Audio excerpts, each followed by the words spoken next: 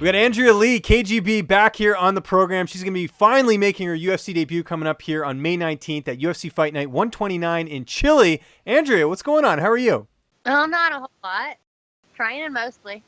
Okay, good stuff. So you're just hanging out on a trampoline right now. Is this relaxation time, calm before the storm and all that? Oh, yeah.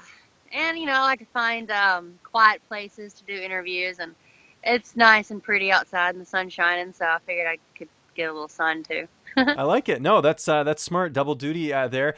You have a fight coming up tomorrow, like a charity thing. You and Andy. What would, for those who don't know, what is that? We had a friend who passed away here recently, and we're trying to raise college funds for his two little kids that he left behind. He trained with us, and we were all good friends, and he fought with us, and he's just a good person, just a great man, great dad, a great friend. So we're just trying to help his family. Okay. No, that's great, and we'll definitely plug all that information at the end here, so if people want to check that out, they can go see it. But it's been a while since you and I have last talked. Of course, you're supposed to make your UFC debut in October, and now here we are in May, like I mentioned. What have these last couple months been like for you, just knowing you're in the UFC, but not being able to know when you're going to fight and having a fight booked? Well, it's been, I guess it's just comforting, knowing I had the paper signed, and I was just waiting to get out of the whole USADA testing pool so that I could get a fight. And I've just been able to really focus on training hard, and prepare for, I didn't know for the longest, when I was going to fight, what the date was, who my opponent was going to be, but we were training for a purpose. And we knew that it would be soon, like soon after I got out, I was released from the USADA testing pool. So it's just been good. It's been comforting, just knowing finally signed. And now it just feels great to finally have an opponent and a date. Yeah, and this is going to be your first time fighting outside the U.S., if I'm not mistaken. How excited were you to get some frequent flyer miles in your first UFC fight?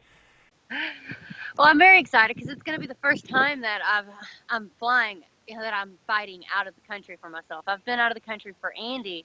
I've helped corner her, and it's a new experience for me, having to cut weight and fly that far. So I know that's going to be the worst part of it. But I'm excited and I'm happy. Yeah, and you got a really good opponent here in your debut, Veronica Macedo. I think that's how you say it. 5-1-1 record. That's the main thing. She's a tough opponent. How do you feel like you match up against her? I feel it's like you've known about this fight for a little bit now. I feel like I match up well against Veronica. We're both strikers in our own way. She's a Taekwondo world champion. I'm a Muay Thai world champion.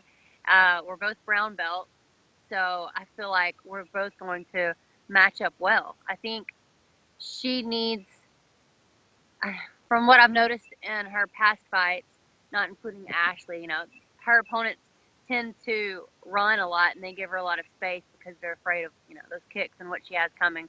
Because she's a spinner. She throws a lot of spinning techniques, and those can really throw you off your game if you don't stay focused on your own game plan. But I noticed with Ashley Evans Smith, she just pressured her the whole time, and she bullied her around, and she didn't let her do any work. So that's kind of what I want to do.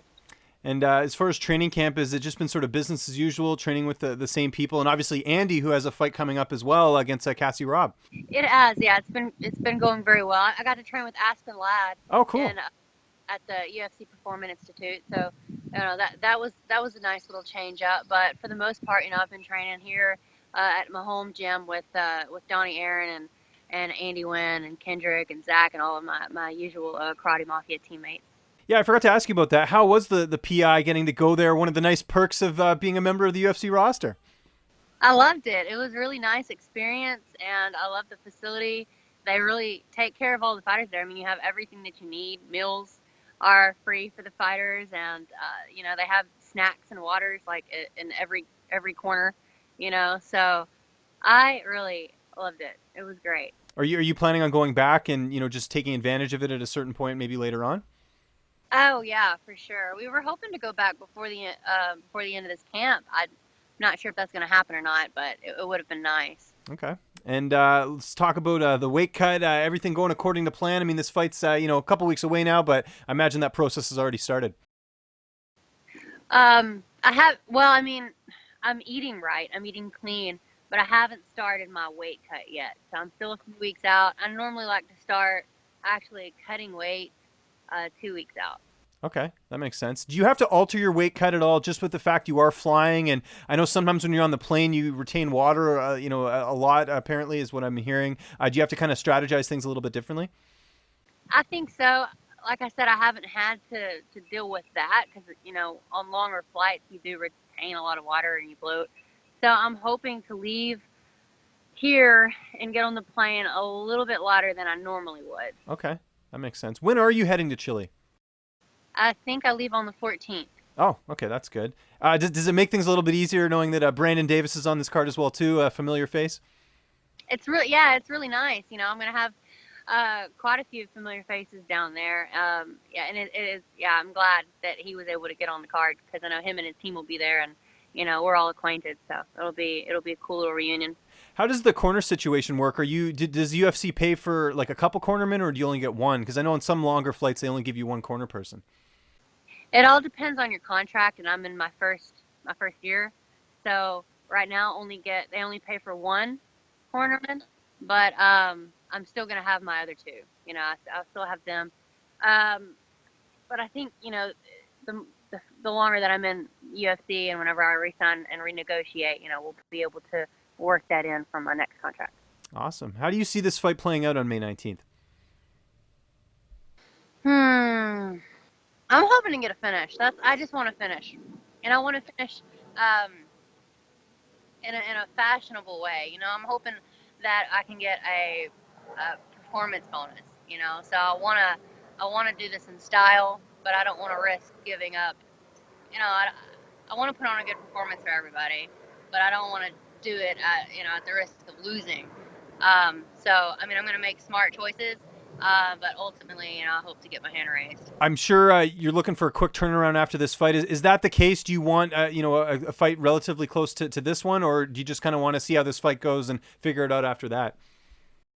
I want to fight again relatively soon. The UFC, you never know with the UFC. I mean, they love last minute fights. So I'm hoping after this fight, I'll be able to spend a little bit of the summertime with my daughter. I really want to take her to Disney World and get a vacation in, and then whenever I come back from that, I would love to fight.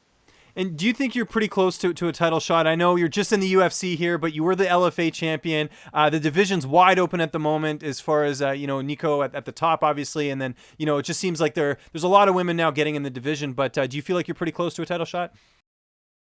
I'm not trying to rush anything. I think that I'm there, but I still want to get, a few fights in before I get that opportunity thrown at me.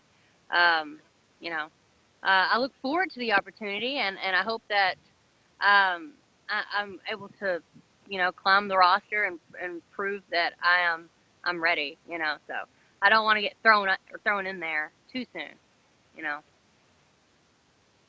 It's something switch things up a little bit here. You obviously market yourself very well, and I know you're very active on social media. Is pro wrestling something you'd ever go into maybe after your career is done? Because you sort of have the marketing side and obviously the personality side down pat.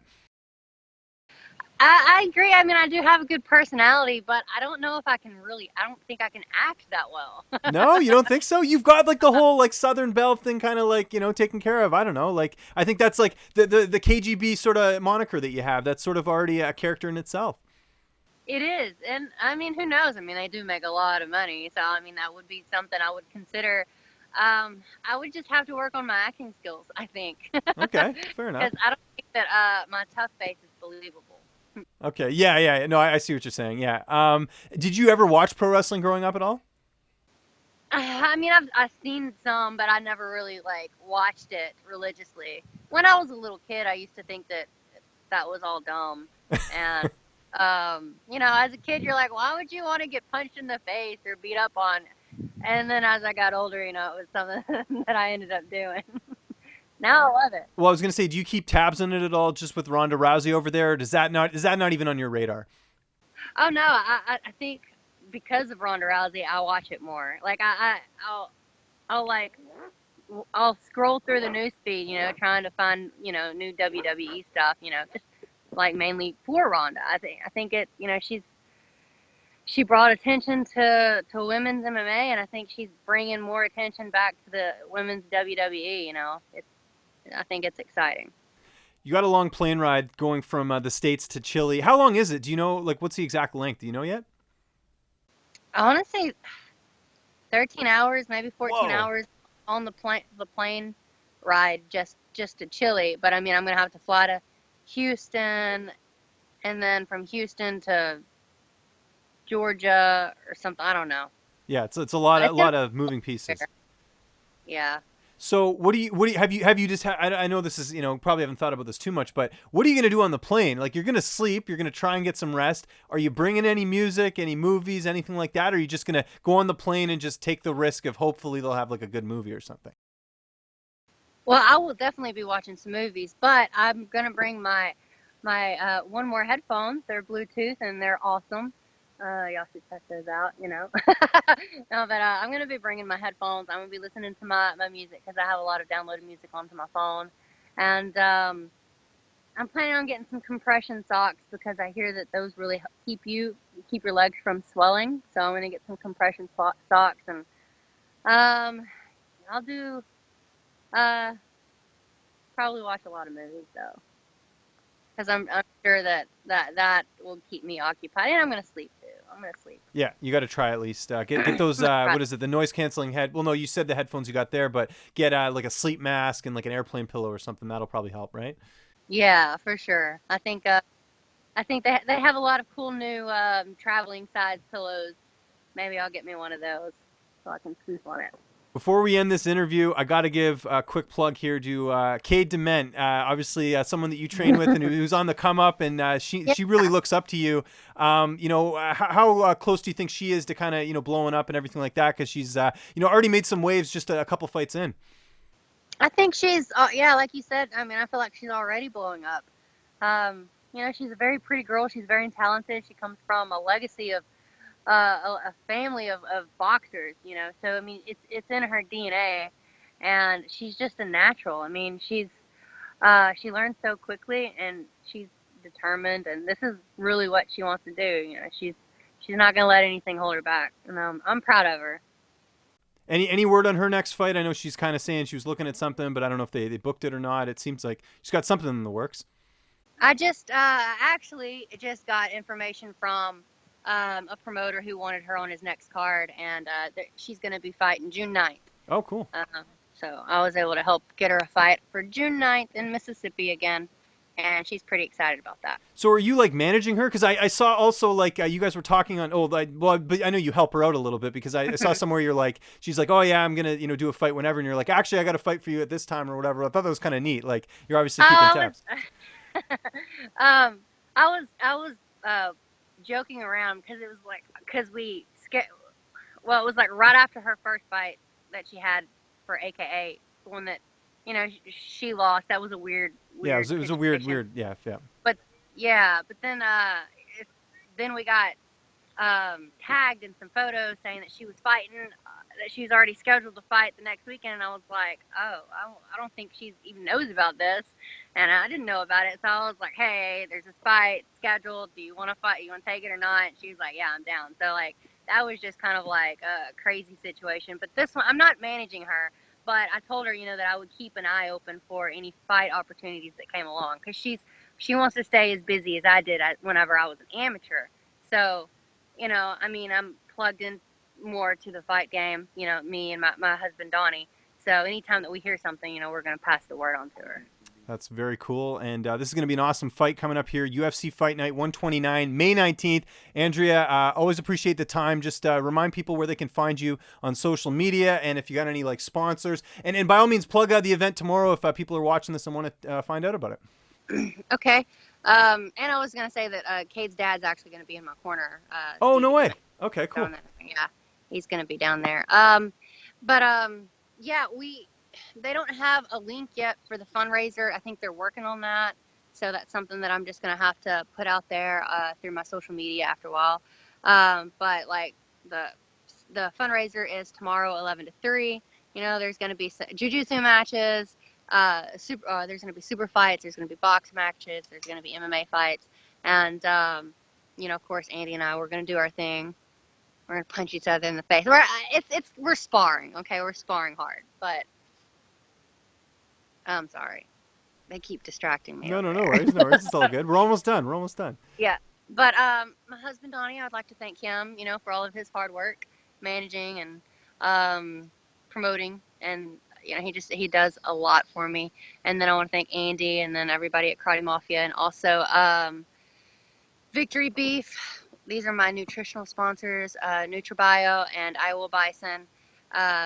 You know, they send me so many packages of like beef regularly, and it really helps me out a lot. You know, it keeps my diet in check. But anyways, yeah, and that's I guess that's all that I'm gonna think right now. All my friends and my family, I love you guys.